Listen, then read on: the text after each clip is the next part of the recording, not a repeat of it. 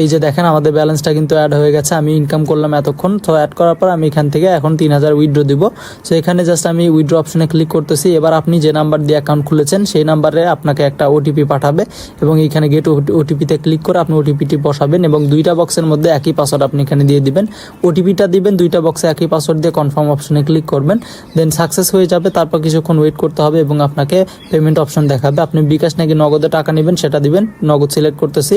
দেন আপনার একটা নাম দিবেন, দেওয়ার পর আপনি যে নাম্বার টাকাটা নেবেন সেই নগদ নাম্বারটা আপনাকে এখানে বসিয়ে দিতে হবে। সো আমার নগদ নাম্বারটা আমি এখানে দিয়ে দিচ্ছি। সো নগদ নাম্বার দিয়ে দিলাম, 001 সারা লিখতে হবে, দেখতে পাচ্ছেন এখানে কিন্তু আমি সেভাবে দিয়েছি।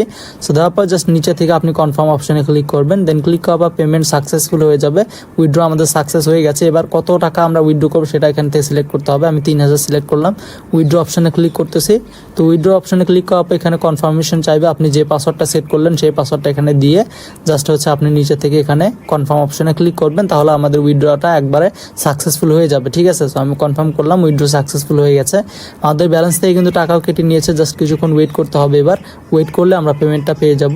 সো আর যদি পেমেন্ট 2 ঘন্টা পরেও না পান বা আধা ঘন্টা 1 ঘন্টা পরে না পান, তাহলে আপনার হেল্প সেন্টারে আপনি কথা বলতে পারেন যে কোনো সময়। সেই যে দেখতে পাচ্ছেন আমাদের পেমেন্ট কিন্তু